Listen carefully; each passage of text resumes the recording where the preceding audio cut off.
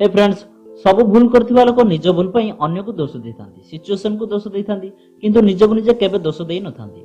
जेमिति कि काले निज गर्लफ्रेंड सह कार रे बुलुथला, अचानक गोटे पुलिस कार पाखक आसिला एवं काले को लाइसेंस मागिला।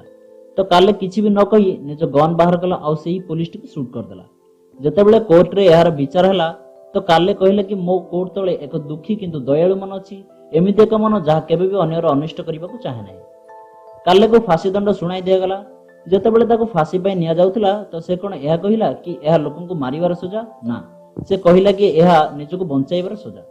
तो एथिरु एहा सिखिबा को मिलुछि जे अधिकांश लोक निजको केबे दोष दियंती नाही कि निजर भूल मध्ये सुनिबा को चाहती नाही। तो जदि आपण काहाको सेमानक भूल जणाइबा को चाहंती तो केमिति जणाइबे।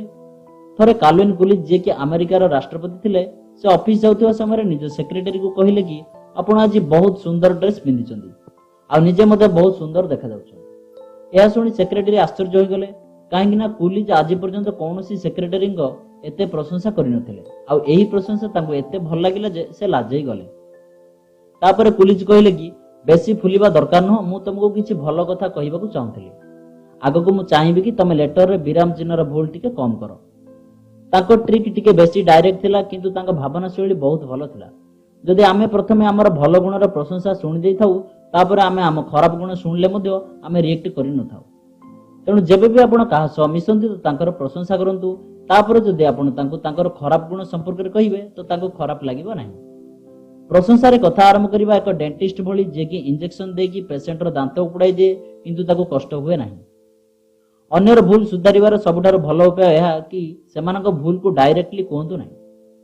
जमिति कि एक बापा निज पुअर पाठ पढ़ा को नहीं कहते कि मते तुम पई बहुत खुशी लागुछि जे तमे परीक्षा रे भल मार्क आनिलो, किंतु जदि तमे एमिति मैथ रे आउट टिके परिश्रम करिथांत तो तमर मार्क आउरी भल आस्तांता। एई कथा सुनी पुओ से पर्यंत खुशी होइताए जे पर्यंत कि से किंतु शब्दरी न सुनिछि। एहा पर से मूल प्रशंसा ऊपर मते डाउट करिवारे लागे। ताकू लगे जे एही प्रशंसा तार असफलता आड़कू लुचि रहिथिबा एक इशारा। किंतु जदि बापा किंतु बदल रे आउ व्यवहार करिवे तो पुओ को एमिति लागिबो नाही, मते तुम पई बहुत खुशी लागुछि कि तमे एग्जाम रे भल मार्क आनिलो, आ जदि तमे एमिति ही परिश्रम करि चलिबो तो नेक्स्ट टाइम सब सब्जेक्ट सह मैथ रे मते भल मार्क आनि परिबो। एबे पुओ को निज प्रशंसा स्वीकार करिबारे जमा भी डाउट हेबो नाही, कारण एथिरे फेलियर रो कथा ही उठी नाही। आमे डायरेक्टली कहिचे कि आमे ता पके की परिवर्तन देखिया पई चाहूचे, आ एथिरे बहुत चांस अछि कि से आम कथा सुनिबो। नेक्स्ट, लोकंग प्रशंसा मनरु करंतु।